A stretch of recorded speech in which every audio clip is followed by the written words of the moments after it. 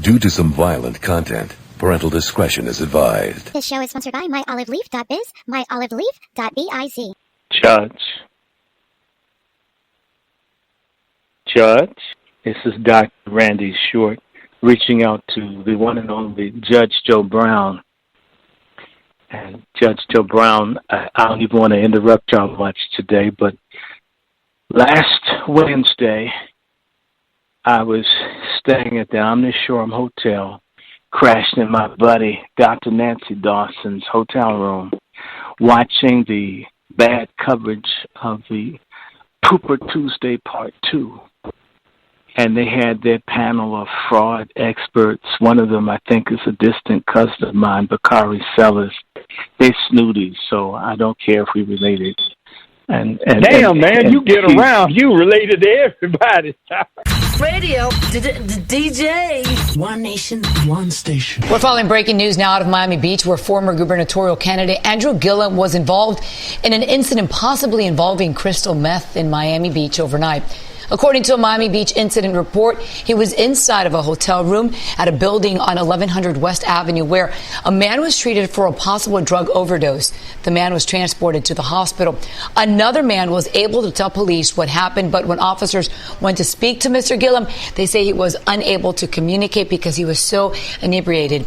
Officers report finding 3 small clear plastic baggies containing suspected crystal meth on the bed and the floor of the hotel room. Police report Gillum left the hotel room and returned home without incident.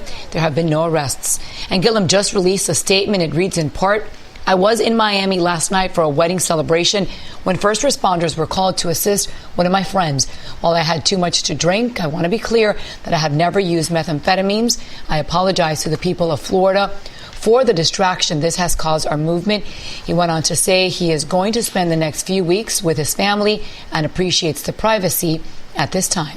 So, first of all, I think a lot of the headlines are a little misleading and really, really damaging because most people just read the headlines. So, when it says that Gillum was found in a Miami Beach hotel room with methamphetamines, which is what the majority of the headlines say, it makes it sound like we know for sure that it was meth when we don't even know that, and that he was taking the meth when we certainly don't know that. I've been pointing out today that if it is meth, it was on the floor. Why am I pointing out that it's on the floor? Because they didn't find it on him. It's very different than if the police find it on him, as opposed to on the floor with at least three other people in the hotel room. Okay. Now, I'm not saying the other guys did. I have no idea, right? And can you be intoxicated? The police say that he was intoxicated. Can you be intoxicated without meth? Of course, you could have drank a lot. You could have, honestly, you could have done other things, right? And so, and furthermore, most of the headlines that I saw made it seem like he was alone, which has a completely different connotation. Like somebody found in a seedy motel room by themselves with meth has got massive issues. Let's just keep it real, right? Someone in a fancy hotel, and I'm not judging on the seediness or the fanciness, it's just in what kind of dire straits are you in? What kind of spiral are you in? That kind of thing. Someone found in a fancy hotel room, if it's true that he was attending a wedding who's heavily intoxicated, is called an American, okay? Right. So now the right wingers online are saying, Cenk, not everybody drinks at a wedding. Okay. If you want to have fun, I drink at weddings. I don't know what kind of folks you are. I'm not judging you if you don't, right? And so is there a wedding? I don't know. Maybe Gillum's going to the wedding because remember, he was mayor of Tallahassee, not Miami. They're very, very distant from one another. Maybe that's why he's in town.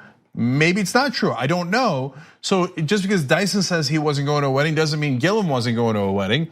And so I'm just saying there's 1,000 things here that are unknown, but the headlines make it seem like they are known. And I don't and they've put Gillum in a terrible situation where he's gonna have such a hard time coming back politically because all the headlines said Gillum meth motel room or hotel room. So even outside the headlines, the fact that he was there is going to do his career some damage. Right. So I mean, we know how politicians, we know how politics works. Look, Obama caught so much hell when there was a church he probably went to that where the pastor, they picked a few lines out and that stuck, right? if you're in a room with any kind of meth, whose it was or was touching or any of that stuff, that's just gonna stick with you. It's just how it works. So I don't know if he knew it was there. It's sprawled off on the floor. Whatever his story is gonna be, it's not gonna work. And this was the saddest part about this. It doesn't matter what he says. It doesn't matter what the truth is. It doesn't matter what the situation actually was versus what's alleged. It's gonna be in every campaign video. Right, and that's the sad reality of the state of where we live now. Because he, like I said, he on all accounts from my research and what people have said about Andrew, that he's a good guy. He apologized and said, "I'm sorry for the distraction this has caused our movement," meaning that he was trying to do, and he has done some good, and what he's trying to push forward and bring forward. I'm glad, Jenk, you brought up that it wasn't found on his person, the drugs, but it's the writings on the wall right there. And not to bring race into it, but being a black man, drugs, that situation. Some people were saying LGBTQ affair. Like, there was so many things that were going on and opinions people had in regards to this. I do think Andrew Gillum can come back from this. I really do. I think that it'll all shake out. And the news cycle, the way the news cycle is, we move on very quickly, and that's a positive thing, I guess, is that we're like, I'm over it. All right, guys, right now you're listening to the voice of Valerie Denise Jones. Hope you're having a great day. Please join me on Instagram at Valerie Denise Jones, Valerie Denise Jones, and also Miss MS Valerie Denise Jones for more of a backstory regarding today's audio. I just played something from the Young Turks, so big shout out to them. I did that so that I can give you more balance, more perspective, so we can have a more in-depth conversation down in the comment section. Right now, what I'm about to do is play an excerpt from Friday's show, the portion where Dr. Randy Short joined Judge Joe Brown, and they had a conversation regarding Andrew Gillum, and also they touched on a few other topics. But anyway, I'm going to play this audio. Hope you enjoy it. Here we go. Okay. This is Dr. Randy Short reaching out to the one and only Judge Joe Brown. And Judge Joe Brown, I don't even want to interrupt y'all much today, but last Wednesday, I was staying at the Omni Shore Hotel, crashed in my buddy Dr. Nancy Dawson's hotel room, watching the bad coverage of the Cooper Tuesday Part 2.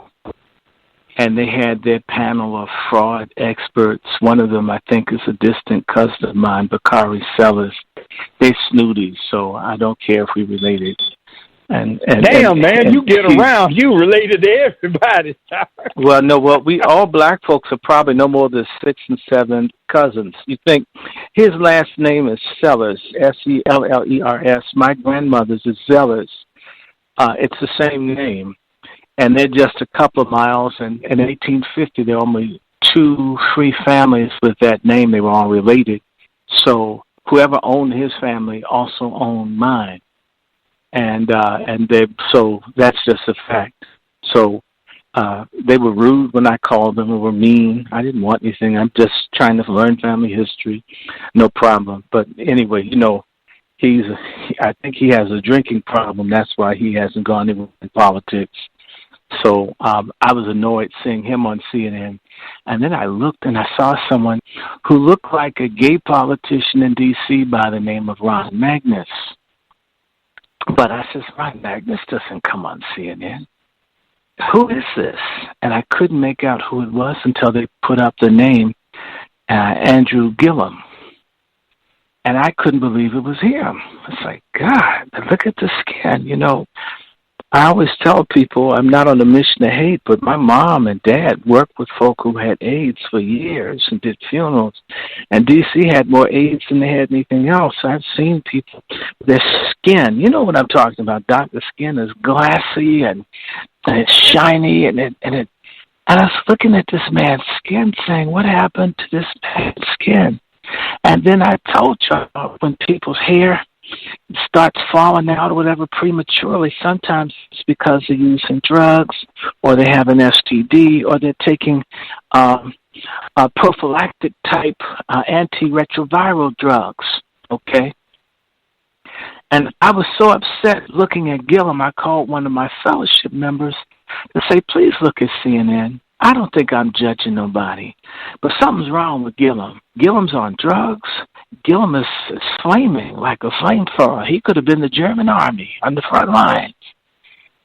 And I said, I've never seen him look like this. I remember the picture where it looked like the man had his hands in his pants on the boat off of Staten Island. But I haven't paid attention, but I told my fellowship and other people, something's wrong with them. I put it up on Facebook. I put up the pictures. I also did We All Be Radio and said, something's up with Gillum.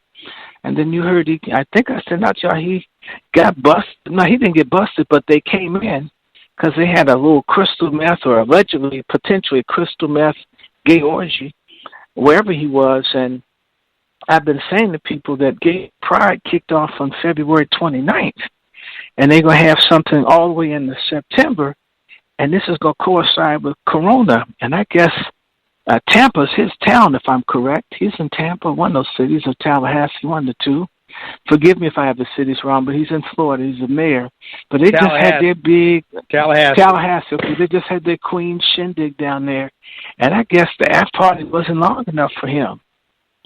And so I think he's got a gorgeous wife, pretty double Dutch chocolate woman with 2 young kids. And they swing. Yeah, I know. Dude, if I was RuPaul, I would change for the woman he's got. I still remember seeing her picture from 2.5 years ago. She's fine. And I'm just saying, people swing back.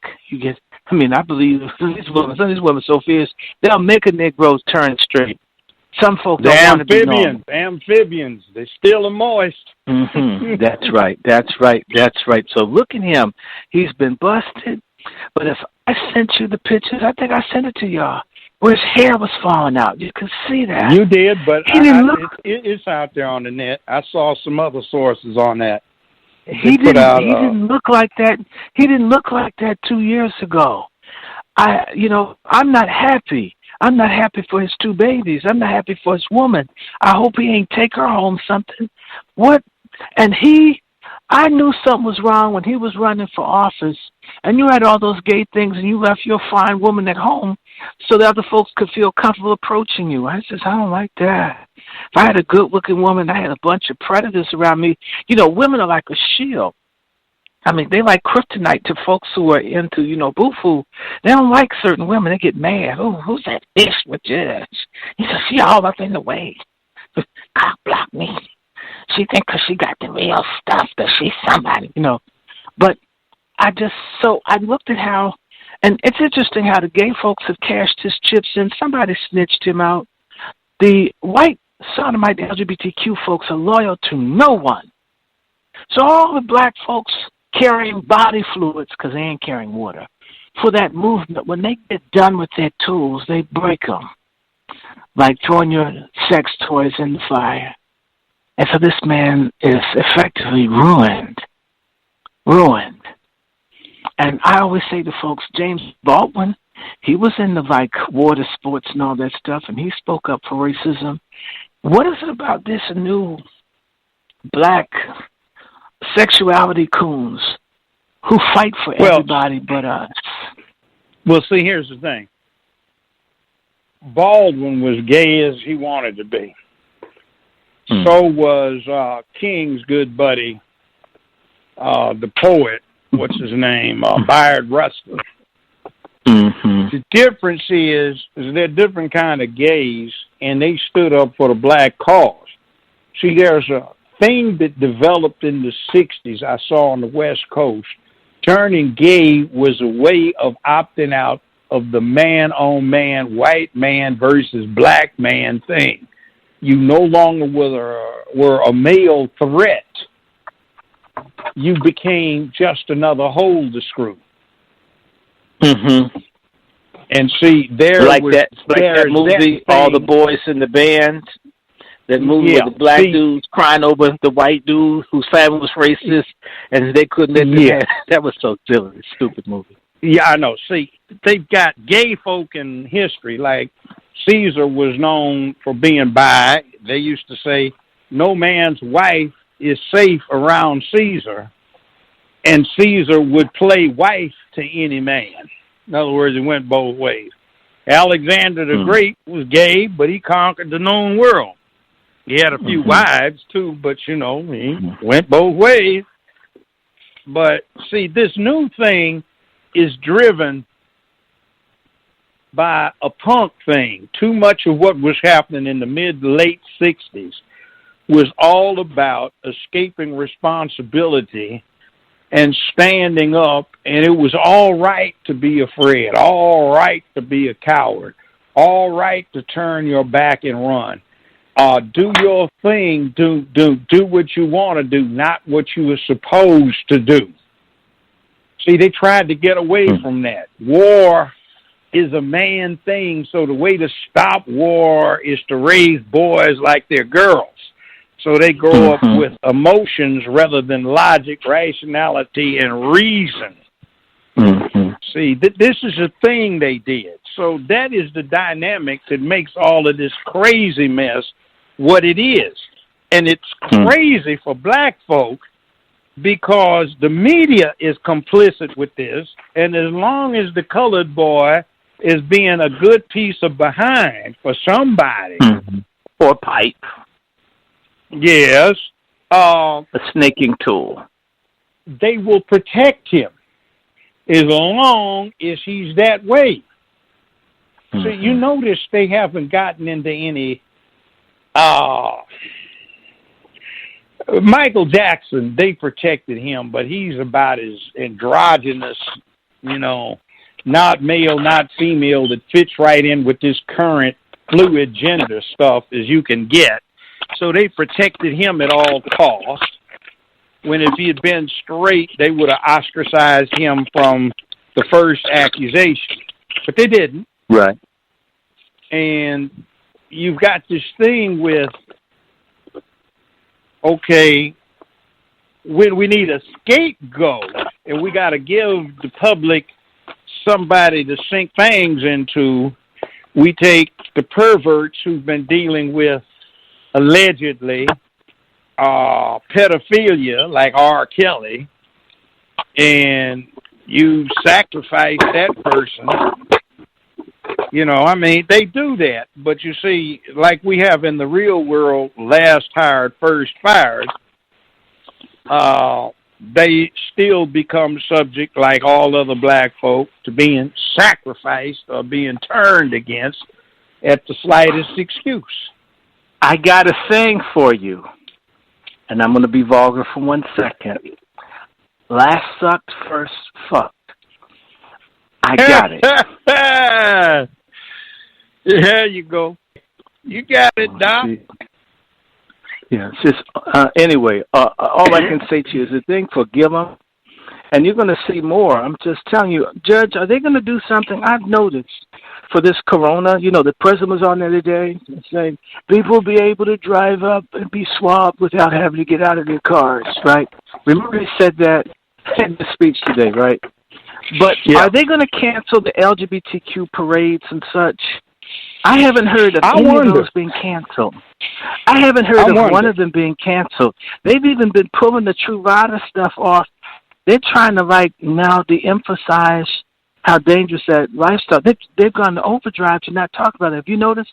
The CDC is telling you all the ways to avoid not talking about high-risk activities. That's not being mentioned. Well, let me say this. I know somebody that's an assistant director with CDC, known them for a very long time.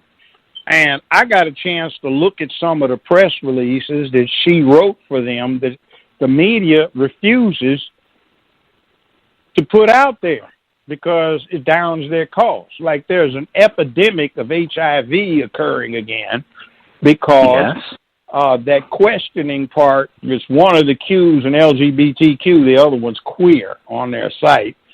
They're trying it, and they don't know all of the ways like the hardcore bunch do about not getting it, and they're coming up with it. Anal cancer and but what HIV. about the people doing the corona porn, where people are now making porn like with the mask and all this stuff on. And I'm looking at this, and see, it's not funny because what people fail to understand is that the viruses can exchange particles. It's almost like old people swapping medicine and assisted living. So the two viruses, I got the Oprah virus and the Gale virus, and they meet in another body. They say, "Hey man, I'll give you some of my day night, you give some of yours," right? And they do like the Reese's peanut butter cup swap, And so, what it is it's stuck on stupid, Doc.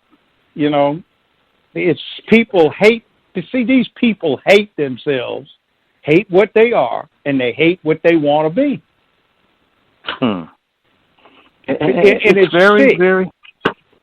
very, very frightening because now with this corona, I don't know if you saw the thing I sent you where the little Jewish rabbi said, because they're not talking about it in the mainstream media here, but Israel, the whole state of Israel has been on lockdown for like a week. Well, why that is the case that's freaking I do know out? Because say that again. Why he speak out? Here's why it's freaking folk out. See, in perspective, this time last year, 130-some thousand people died worldwide of the flu. Right? 640,000 was the death toll from flu last year. So far, we've got 6,400 worldwide deaths, including China, which isn't much. That's just a spike in the auto accidents. Well, that's a drop in the bucket for the Chinese. Yeah, that's more condo space. Them out. But see, this is what's freaking them out. They have inoculations for all this other stuff, and people are dying of the flu, but they could get a flu shot. But they just don't. They're stupid. But what's scaring these people is they don't have a cure for it yet.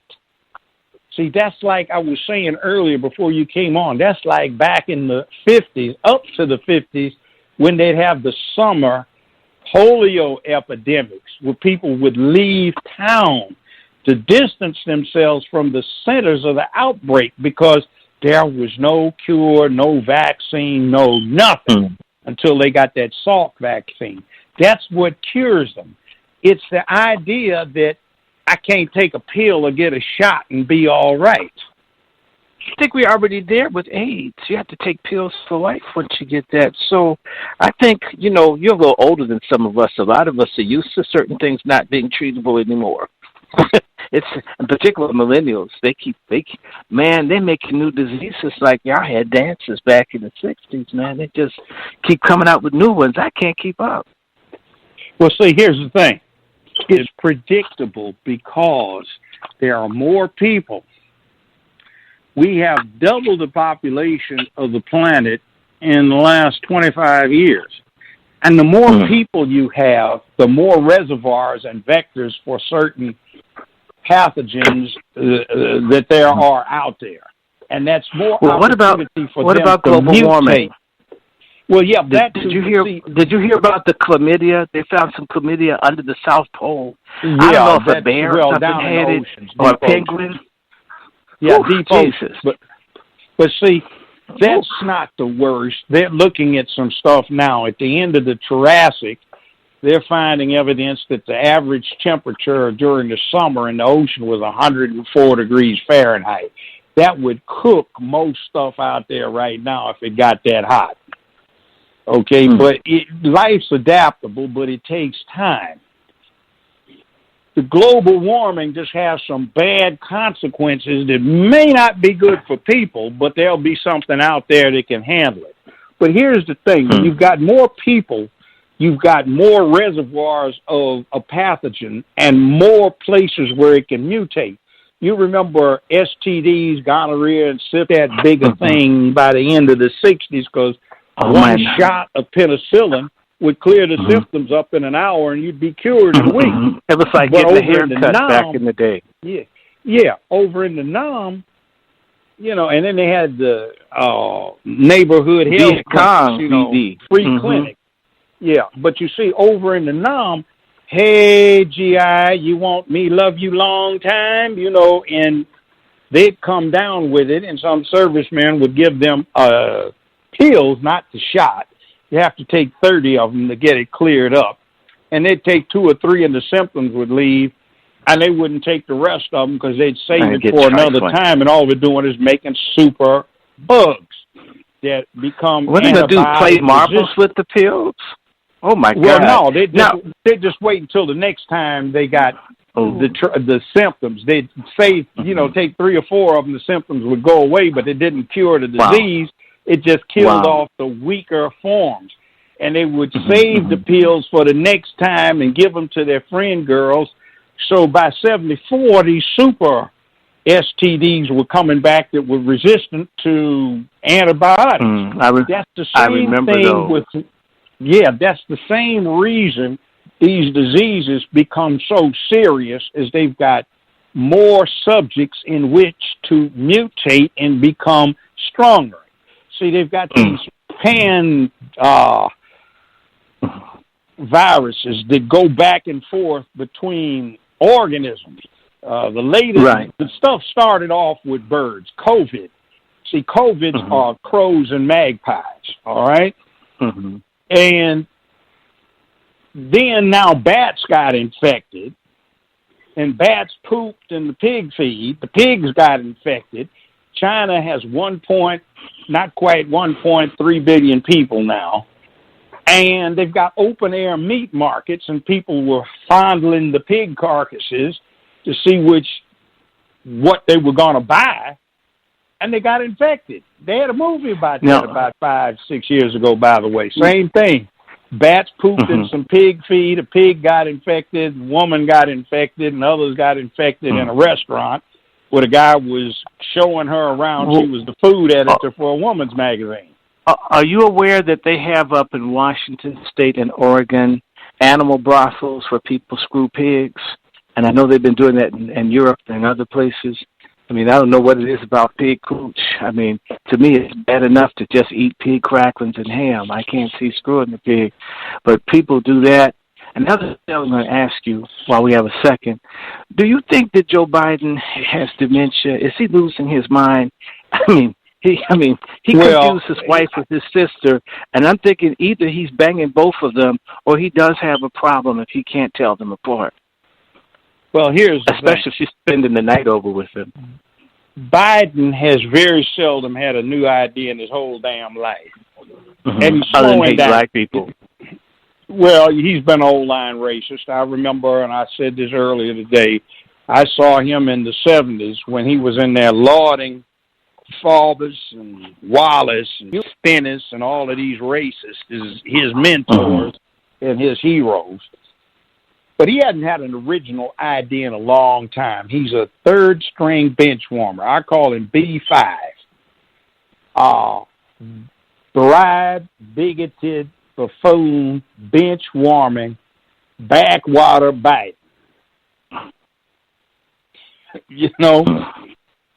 Should black folk vote for him? Because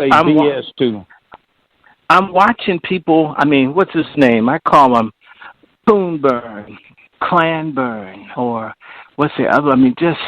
Or Uncle Fuckus. Are these people so important that people vote 90% for this bald-headed, potentially pedophile, dementia fool? Is he really somebody we should be excited about? I don't see it, Doc. No, look, they've been conditioned. See, most of them,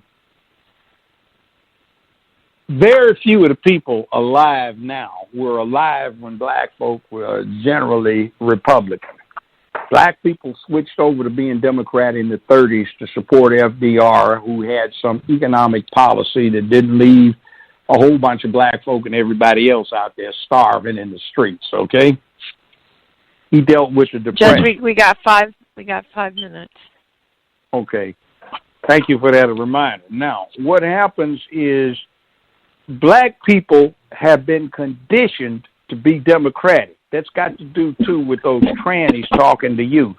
If you get to them when they were children and you condition them of something, after they get 14, you almost can't talk them out of it, no matter how much an error the belief may be. They believe in the Democratic Party, irrespective of what its reality is.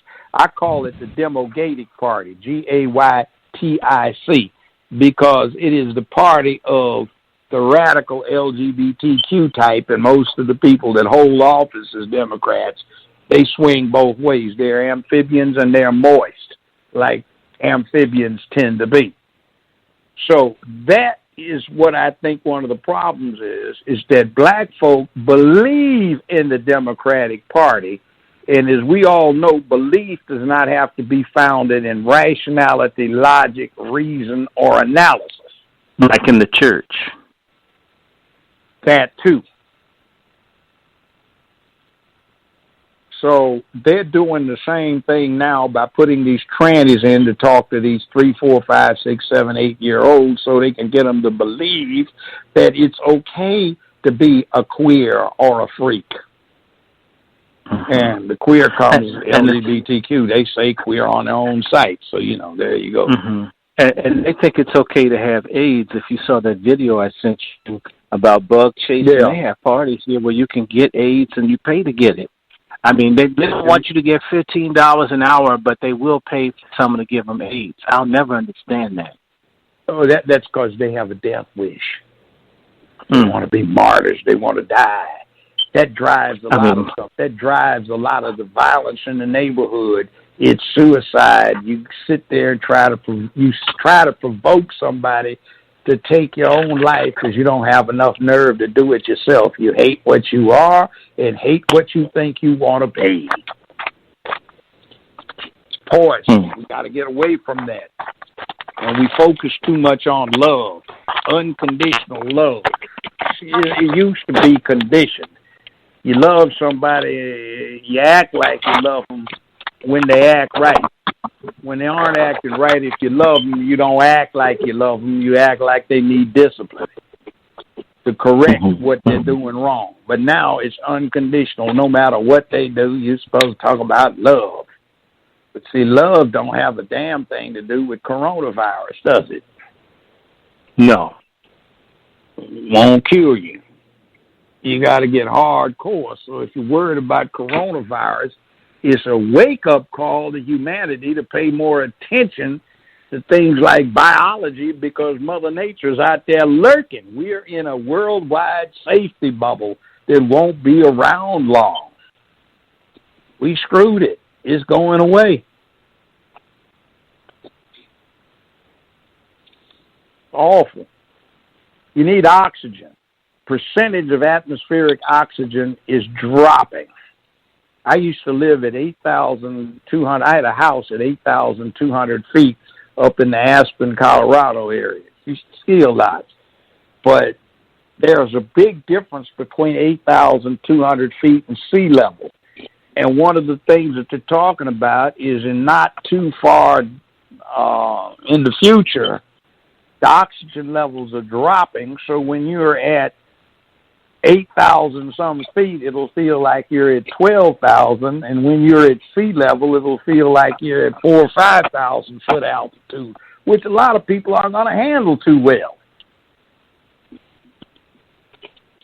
It's all kinds of stuff going on that we don't pay attention to, that we think we can ignore, and I think that's what's getting to these folks. They don't have anything they can do about coronavirus, COVID-19 yet, and they're expecting people to come up with some miracle cure, and they sound stupid. When can you explain the biology? I have no idea, but somebody ought to come up with something. Well, guess what? It's hard to do that.